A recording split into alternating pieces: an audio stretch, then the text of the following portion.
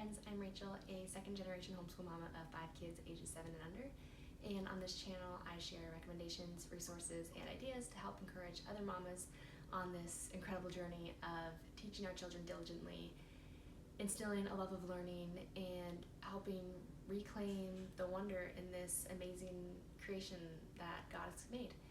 If that's the kind of stuff you're interested in, then please hit that like and subscribe button, stick around, and tell me a little bit about yourself in the comments.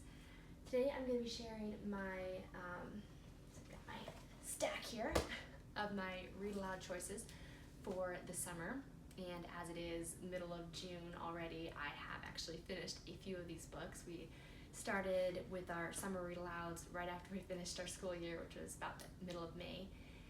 And as I mentioned, my kids are all 7 and under. I have a 7-year-old, almost 6-year-old, almost 4-year-old, almost 2-year-old, a lot of summer birthdays coming up, and a 6-month-old baby. So basically I gear my Read-Aloud books towards my oldest 3. Those are the ones that I'm wanting to actually take part and listen and enjoy it. So while my oldest son is definitely able to enjoy and be able to follow long stories without any pictures, my other children are not there yet, which is fine. But I try to be mindful when I choose books that as many of them as possible will be able to enjoy it and will be able to follow along with the story, and also try to kind of push that a little bit and help my younger ones be able to enjoy books and be able to follow along stories just by the story itself without needing to rely on the pictures to know what's going on. I'm also very particular about the books that I read to my kids, the books I allow them to read themselves, in addition to all the normal stuff that parents don't want in the books their children read. I also don't like to see any kind of disrespectfulness to parents or to siblings. You put the water on me. I ask him not to. Close the door.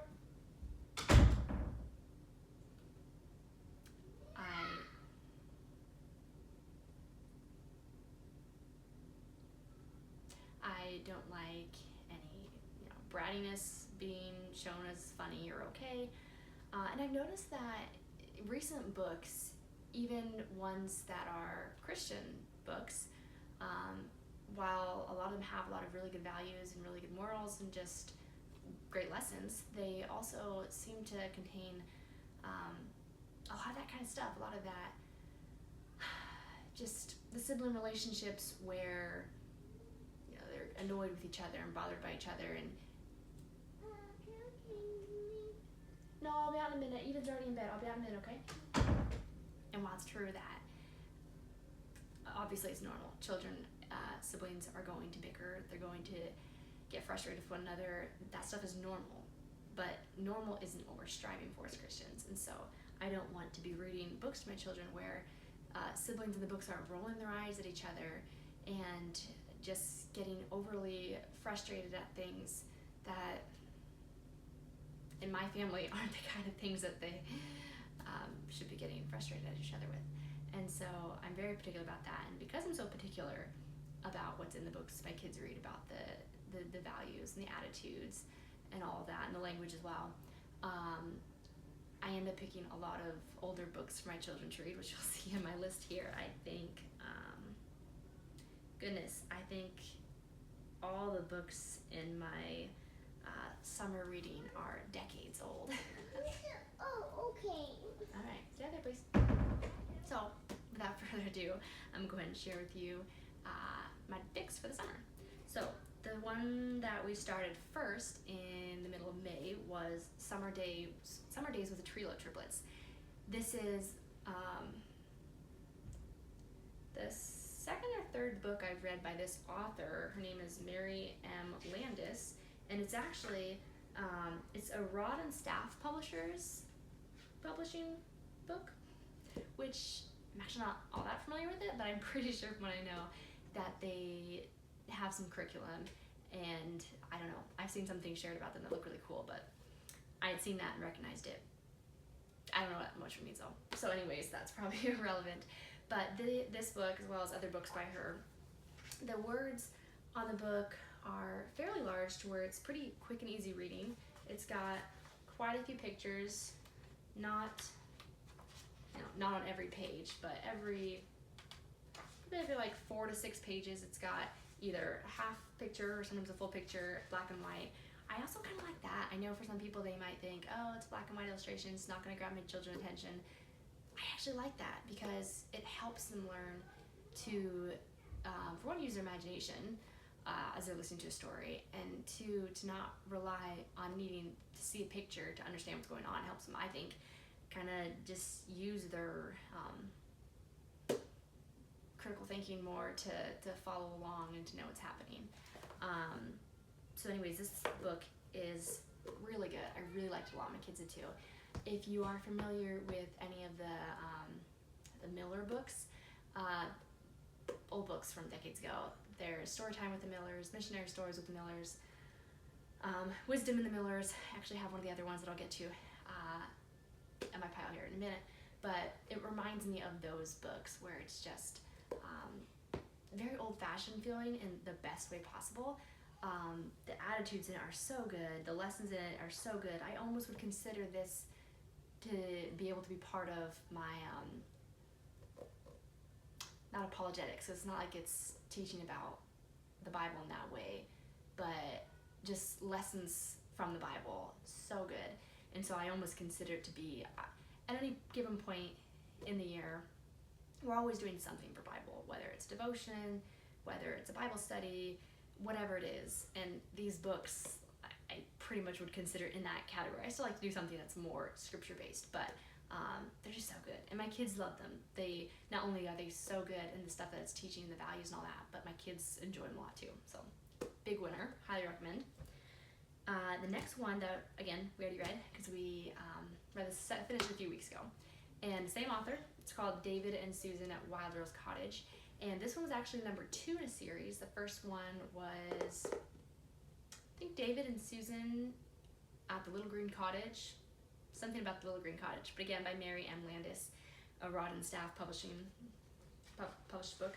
And similar thing, where it's got just quick and easy kind of,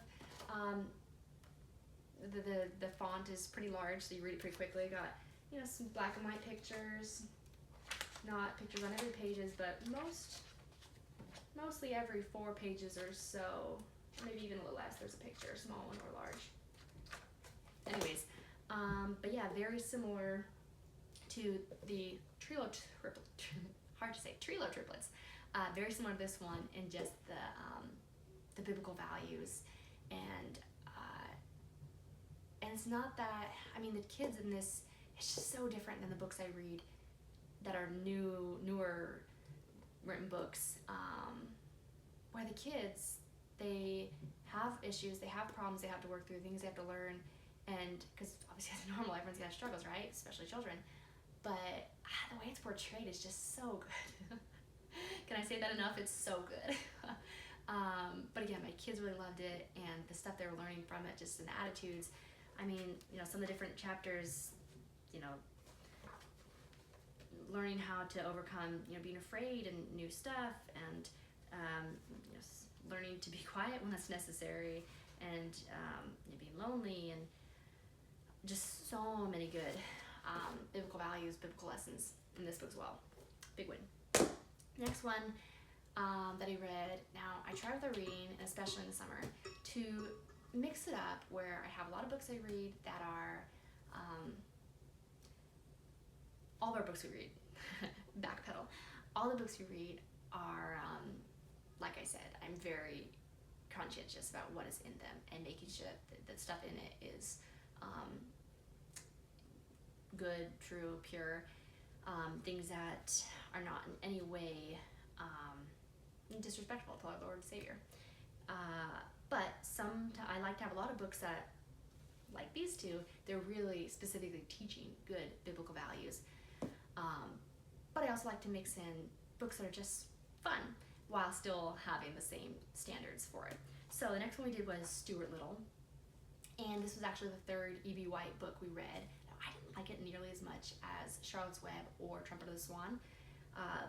Those are 2 of our favorite Read-Alouds we've done in the last 2 years. but my kids really enjoyed it, and I enjoyed it too.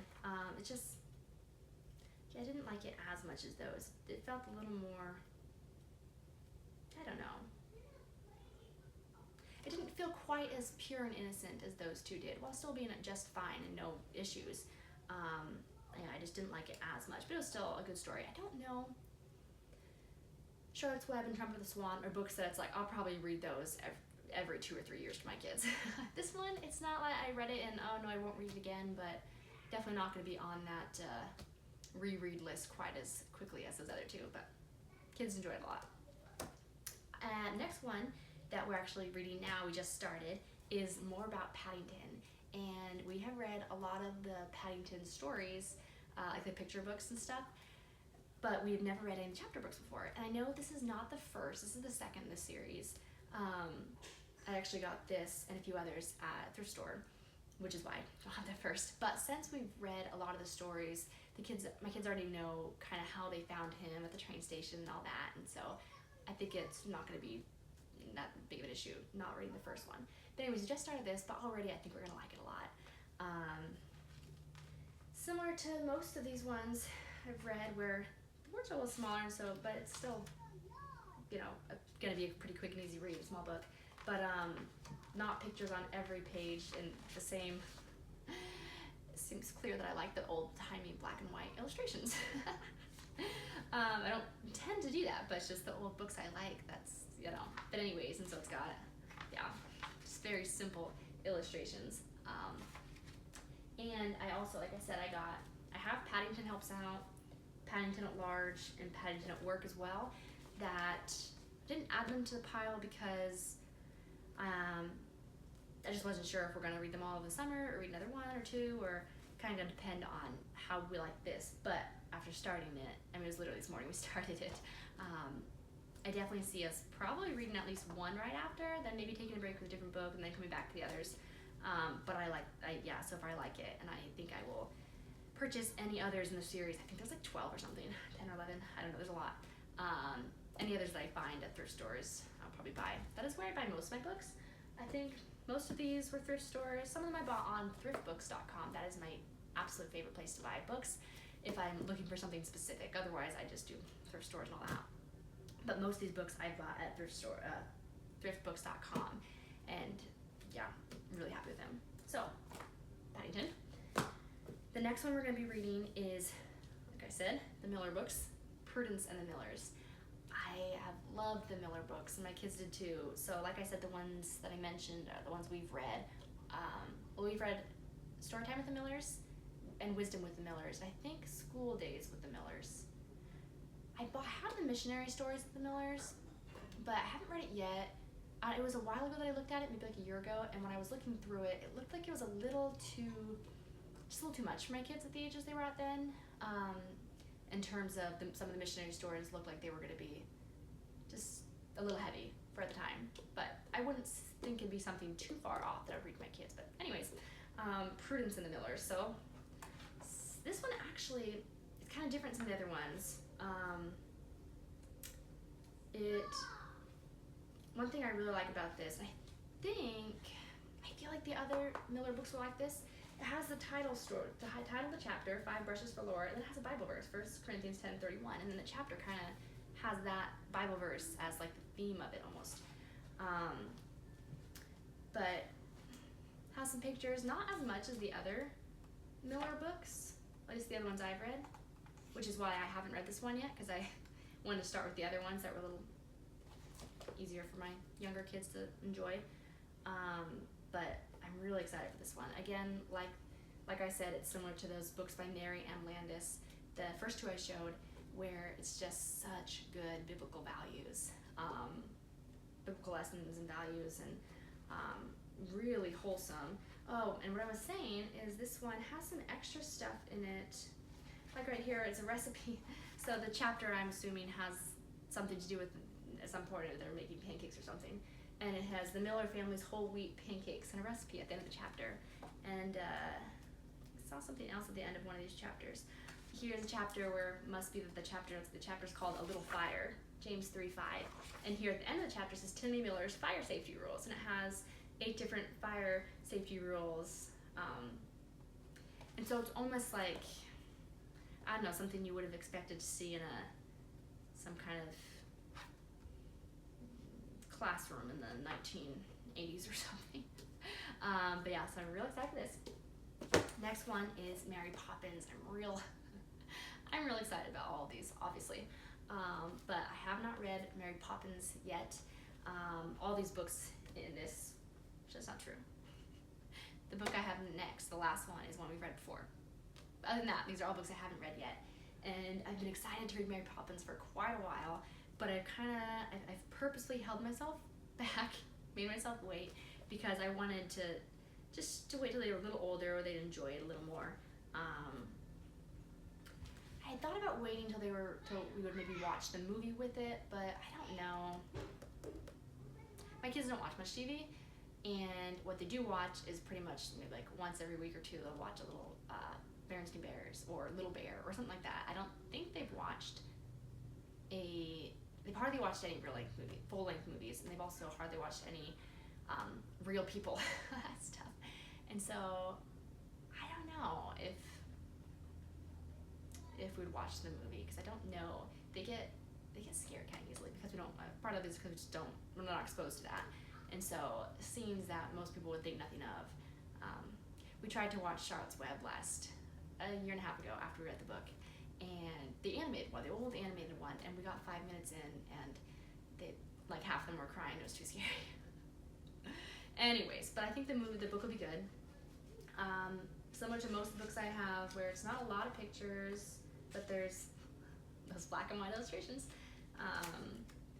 every few pages. So I think we're really gonna like this. Last one I have is one that I specifically have more for my younger kids.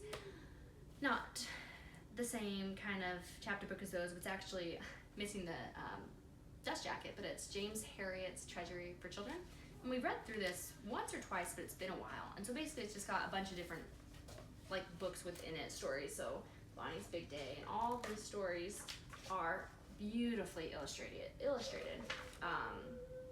And so this will be more fun for my almost 4-year-old, even my almost 2-year-old, to sit and listen along. And these, if you're not familiar with James Herriot, they're so good.